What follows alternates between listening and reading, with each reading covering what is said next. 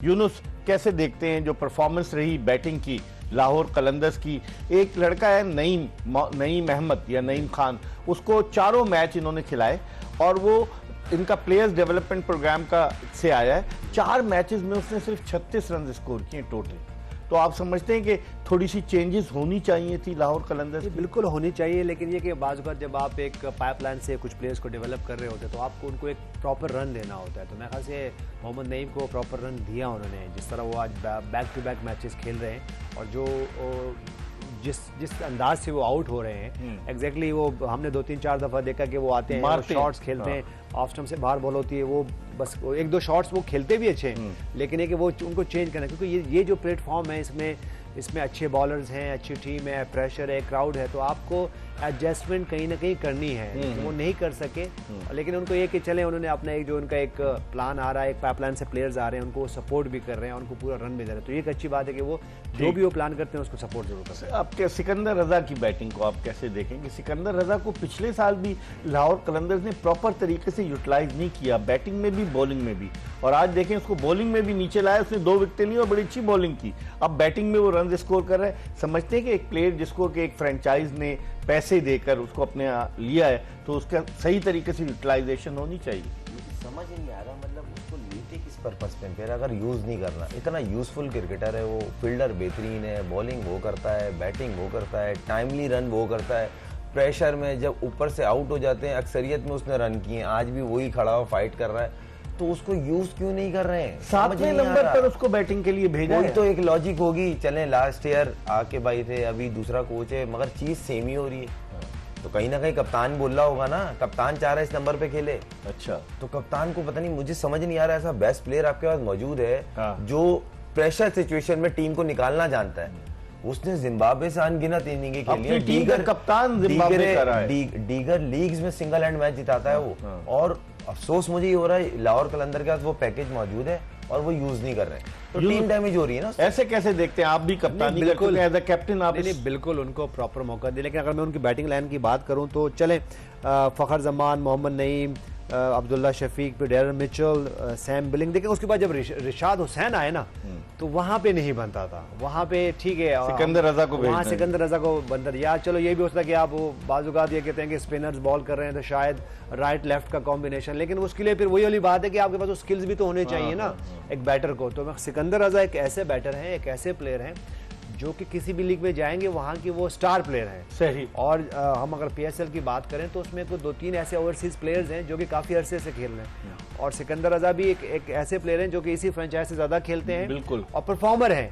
मेरे ख्याल से ये अगर उनको तो मैं ये नहीं कह रहा हूँ कि उनको बिल्कुल ही टॉप पे भिजवा दे, लेकिन जहां आप उनका वो बनता है वहां पे जरूर प्रॉपर मौका दे ताकि वो लाहौर कलंदर को और ज्यादा अच्छी परफॉर्म करके। उबैद शाह, नसीम शाह के भाई, आज उन्होंने 37 रन देकर 3 विकेटें हासिल की और अपनी टीम की फतह में बड़ा इंपॉर्टेंट रोल प्ले किया। उनकी बॉलिंग को कैसे देखते हैं? अभी हुनैन शाह तो खेला नहीं, एक और टीम के साथ है, वरना तीनों भाई PSL में। जबरदस्त प्रोस्पेक्ट है पाकिस्तान के लिए, 145 प्लस बॉल करता है और कंसिस्टेंट करता है। बहुत कम बॉलर हैं जो कंसिस्टेंट 140 प्लस बॉल कर रहे हैं। अली रजा भी तो है इस टूर्नामेंट में, वो भी 146 कर रहे हैं। अली रजा है, ये दोनों एक साथ अंडर 19 में और खेले, ये दोनों इमर्जिंग कैटेगरी में आते हैं। सबसे अच्छी चीज ये, एक लड़का और है जो पिक नहीं हुआ, कराची का है रिजवान उल्ला, वो अंडर 17 है और 145 प्लस पे बॉल करता है वो। मैं उनका नाम जल्दी से लिख लूं।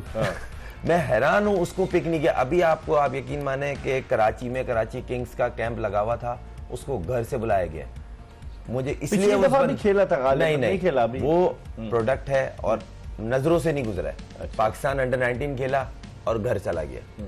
मुझे यूं पता है क्योंकि वो पोर्ट कासिम से खेल रहा है और परफॉर्म कर रहा है। ठीक है। 145 पे अंडर 17 का लड़का बॉल कर रहा है, समथिंग इज डिफरेंट। अली रजा भी तो 17 साल का है। ये वो लड़के हैं जिनको आपको हल्की सी सपोर्ट करनी है, आगे लेके जाना है। सही। जो बोलते हैं ना हम ढूंढ रहे हैं, तो ये रॉ टैलेंट है, ये रॉ टैलेंट है। ठीक है, यूनुस क्या कहेंगे? बिल्कुल, देखिए आज की हम बात कर रहे हैं, यासिर खान की बात कर रहे हैं, फिर अली रज़ा की बात कर रहे हैं, इसी तरह जैसे रिजवानुल्लाह की बात कर रहे हैं, और मुझे लगता है वो खेलने वाले हैं क्योंकि डेटा गुरु ने हमारे प्रेडिक्ट कर दिया, तो वो खेलेंगे, ये सेलेक्टर बन जाएंगे जी। फिर। उसके बाद फिर सफदारा फरहान चले, वो तो ऑलरेडी इंटरनेशनल भी खेल चुके हैं, सीनियर प्लेयर हैं। तो ये देखिए, ये जो इस तरह के प्लेयर, इवन कल साद बेग की हम बात कर रहे हैं, वो कल आउट हो गए, लेकिन उनकी तरफ से जो करंट नजर आया उनमें, जो intent। अच्छे लग रहे हैं, इंटेंट वो इंटेंट जो कि अच्छा है।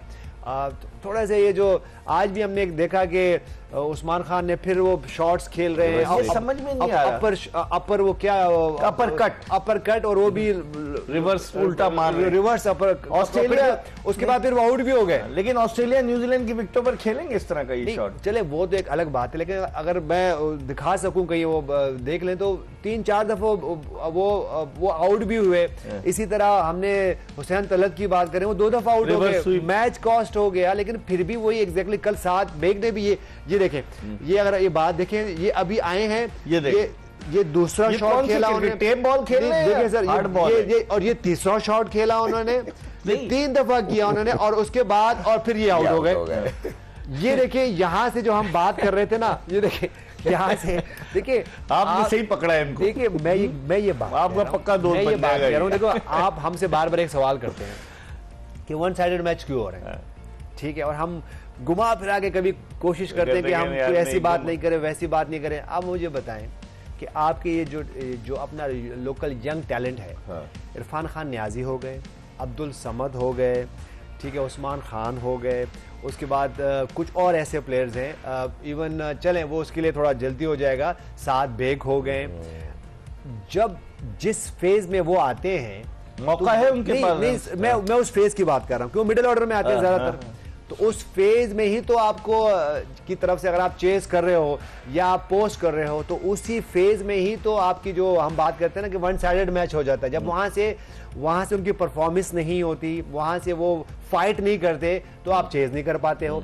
तो मेरे ख्याल से देखिए, ये वो पॉइंट्स है जो कि हम सब एज अ प्लेयर हमें देखने हैं, और इन यंगस्टर्स को देखना है कि वो आगे क्या से जा सकते हैं। अगर मैं उस्मान खान की बात करूं, ठीक है, उनको वो जो उनका अपना नंबर है ओपनर वो नहीं आ रहे, लेकिन अब मैं ये देख रहा हूं कि मैं इसको कैसे एक्सप्लेन करूं कि मोहम्मद रिजवान ऊपर जा रहे हैं, वो सिंगल कर रहे हैं, और उस्मान खान जो नीचे आ रहे हैं वो हिट कर रहे हैं। अब आप मुझे बताएं कि एज अ बैटर अगर मैं खुर्रम मंजूर से भी बात करूं, ये जो फेज आता है 7 ओवर से लेके 14-15 ओवर तक, यहाँ मिडिल में यहाँ पे सिंगल डबल बाउंड्री, तो अब देखिए, ये हमारे मुल्क का ये अलमिया है कि जिसको ऊपर जाके बाउंड्रियां लगानी है वो मिडिल ऑर्डर में खेल रहे हैं, और जिसको मिडिल ऑर्डर में खेलना है वो ऊपर जाके सिंगल कर रहे हैं। तो देखिए, ये वो पॉइंट्स है जिसकी वजह से हम बात कर रहे हैं ना कि क्यों 1 साइडेड मैच हो रहा है। लेकिन ये बताते चलेंगे 33 रन से जीत गई है मुल्तान सुल्तान्स की टीम। ये मैच पहली कामयाबी है मुल्तान सुल्तान्स की। 3 मैच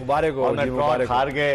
अली तरीन बड़े खुश थे, उनके ओनर वहां खड़े हुए थे। वैसे ही ये लीग शुरू होने से पहले उनके बयानात आए, कंट्रोवर्सी हुई, और अगर देखें तो 191 स्कोर करने में कामयाब हुई। खुर्रम, कैसे देखते हैं, कहाँ लाहौर ने गलती की, वरना इस हदफ को वो चेस कर सकते थे? मुझे ऐसा लगा सिकंदर रजा को थोड़ा नीचे भेजा, ये सबसे बड़ी मिस्टेक थी। फिर जो उन्होंने फील्डिंग में एज ए कैप्टन शाहीन ने जो बॉलिंग में थोड़ी सी कैलकुलेशन गलत हुई है, उसकी वजह से उनको रन पड़े, और जब वो सिकंदर को बॉलिंग में लेके आया तो लेट हो चुका था। उसके बाद भी डैमेज कवर हुआ है। सही। अगर ये आखिर में जमान को कराते, जिस तरह उसका स्टार्ट हुआ बेचारे का, पहले ओवर में 22 रन, तो मेरे ख्याल से और हो जाते। लेकिन यूनुस सिकंदर रजा ने जो 50 रन बनाए हैं, उन्होंने सिर्फ 27 गेंदों पर 50 रन बनाए। उनका स्ट्राइक रेट अगर आप देखें तो 185 का स्ट्राइक रेट, 5 चौके 3 छक्के। तो एक बैट्समैन जो इतना अच्छे स्ट्राइक रेट से खेलता है उसको 7वें नंबर पर, और जो पॉइंट आपने कहा कि रिशाद हुसैन से बाद में उसको लाना, समझते हैं ये गलती थी? बिल्कुल, लेकिन वो ये मिस्टेक्स हैं जो कि आपको मैच कॉस्ट कर गया। तो ये नहीं करने, क्योंकि अगर मैं शहनशाह अफरीदी की मैं कैप्टनसी की बात करूं या उनकी मैनेजमेंट की बात करूं, तो ज़्यादा चेंजेस तो नहीं है। शहनशाह अफरीदी तो अब तीसरा चौथा, जबकि मैंने ही कहा कि वो यंग कैप्टन है, सीखना है, लेकिन जल्दी सीखे।